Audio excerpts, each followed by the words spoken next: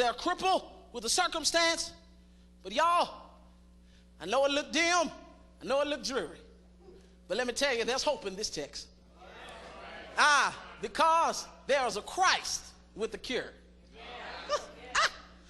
A crowd with a crisis, a cripple with a circumstance, but it gets better because there's a Christ with a cure.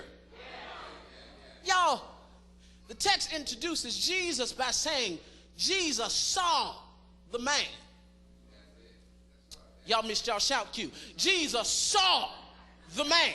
The text did not say the man saw Jesus, but it says Jesus saw the man. Oh, y'all still missing it. Y'all, I'm glad he saw me in my despair. I'm glad he saw me in my desperation. Y'all, although I wasn't looking for him, he was looking for me. Yeah. He saw me, y'all, in the middle of my pain, in the middle of my downfall. He saw. Why would Jesus ask this man, do you want to be made whole? Do you want to be made whole? Is the question. Y'all, I'm so glad this man wasn't me, because I might have told Jesus off. He was a stranger, so he really didn't know he was a savior yet. But y'all, picture in your mind, you've been sitting with the same infirmity for 38 years. And somebody comes by you and says, do you want to be made whole? What it look like? Been here for 38 years. I've been here for 38 years.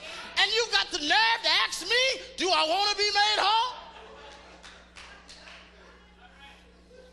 Y'all, I was puzzled. But maybe it's because Jesus is trying to elicit a confession of helplessness and dependence out of the man. The man negates the question, rather explains why he is unable to get to the pool. See, failure is something that we normally go through by ourselves. But it is in this season of solidarity that we get to know God and ourselves better. See, this man could not recover because he kept passing the blame on everybody else. Y'all, it's so easy to see your frailties than to see mine. This man was blinded by everybody else's. He really thought that he didn't need no help personally, but physically he needed help. The problem is, y'all won't help me get into the pool. That's his problem. The man says, my problem is, won't nobody help me get in the pool? But he's failing to recognize he is the problem. Yeah, this man is not able to admit that he is the problem. The man believed that the problem was nobody wanted to help him. How many know that sometimes we stand in the way of our own progress?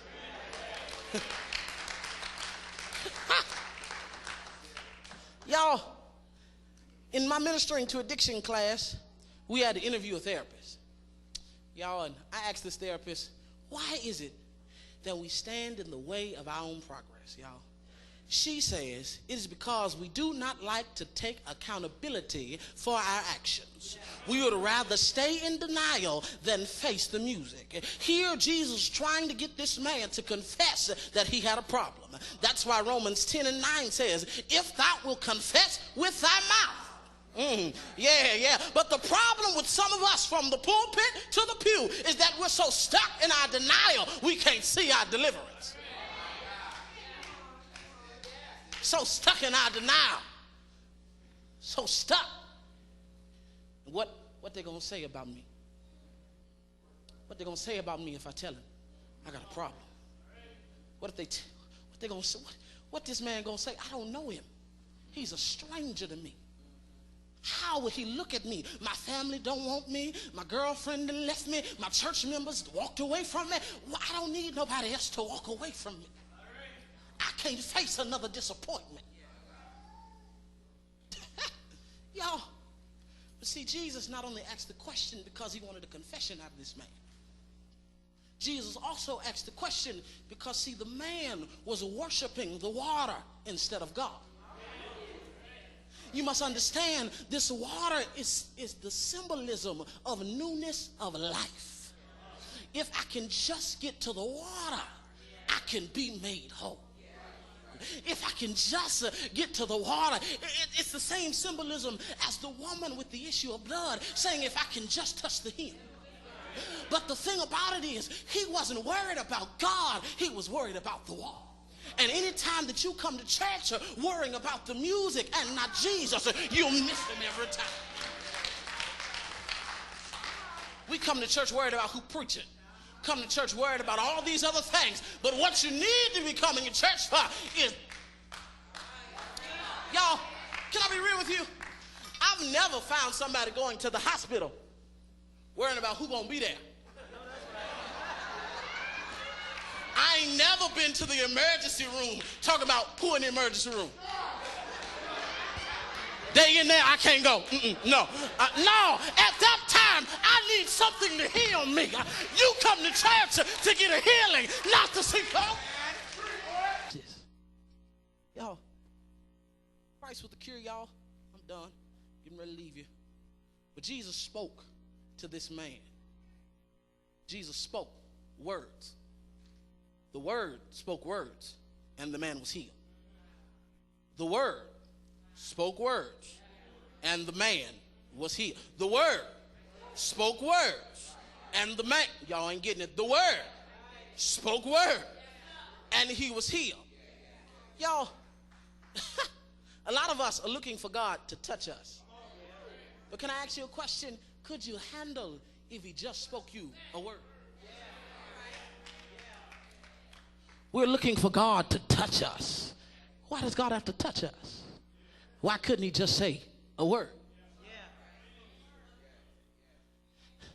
Y'all, we come to church Sunday after Sunday after Sunday, month after month, year after year, waiting on something supernatural to happen. And God is saying, I give you a life-changing word every Sunday, and you're not tapping into it. You don't need something supernatural to happen. You need something as simple as a word. Tap your neighbor and say, all I need is a word. All I need is a word, y'all. There is power in your words. That's why the proverbial writer wrote, life and death are in the power of the tongue. That's why Mark 4:39, Jesus says, peace be still, and the waves and the wind obey. Come here, lame man. Here at Capernaum, Jesus speaks the same words, and yet he's healed. Jesus tells him, pick up his mat and walk. Y'all, why would Jesus, I got a question, y'all. Why would Jesus tell this man, pick up your bed and walk? Y'all, can I explain to you what technically what his bed was? Y'all ever spent the night at your grandmama's house? Or your cousin's house, and they tell you to make a pallet on the floor? Because your cousin don't want you sleeping in his bed, and you sure enough can't get in grandmama's bed. So she tell you make a pallet on the floor. And see, our pallet is a bunch of blankets and a pillow. His pallet was made out of straw, and they bound it together. Y'all, this man is sleeping on sticks. It's uncomfortable.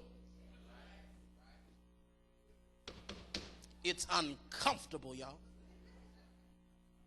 It's uncomfortable. And year after year, month after month, season after season, he has to get back on this pallet and act as if he's all right. He got sticks, sticking him in places he knows shouldn't be sticking him. Every time he get up, he got scars he never knew he had. Y'all, and Jesus tells him to pick up his bed and walk. Jesus, do you know how many tears I've cried on this bed? Jesus, do you know how much bloodshed is yet on this bed? But you want me to pick it up and take it?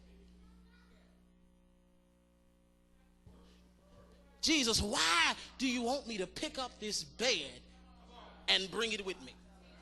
Do you really want to know why Jesus tells him why you got to pick up your bed and walk? He tells him because your bed reminds you of where you used to be.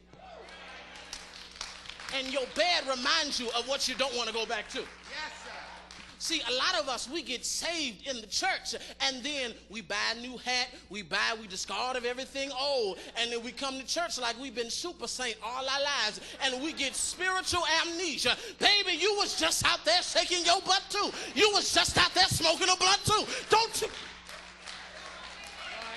Go ahead. Don't get super saved now. That's why the bed is important. It's to remind you. It's to remind you.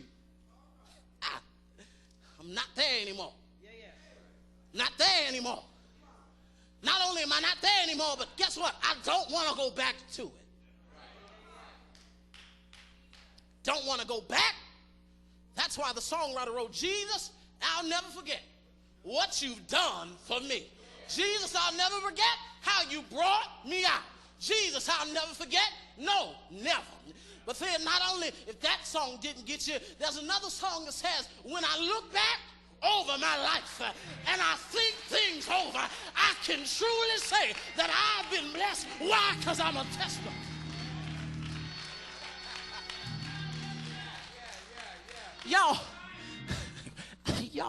Y'all, he simply heals this man, y'all. And y'all, what I want to leave you with is that it's your time. You've been sitting here long enough, and yet nobody has helped you to get to the pool. You've been doing this thing all by yourself. But can I tell you, y'all, there's a blessing in the midst of a storm. Why? Because Jesus is on your porch. There's a blessing here, y'all. Good God Almighty, because Jesus, y'all, is on your road. Tap your neighbor and say, he's on our road. He's on our road.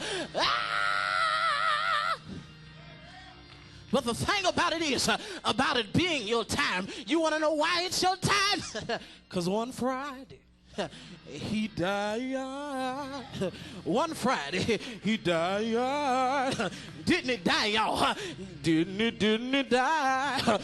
But one Sunday morning, he got out with all power, all power, all power. Some of y'all ain't getting it. All power. You still sitting in your seat.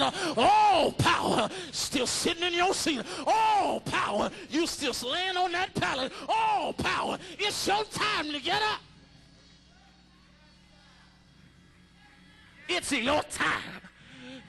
You've been waiting on everybody else, baby. It's now your time.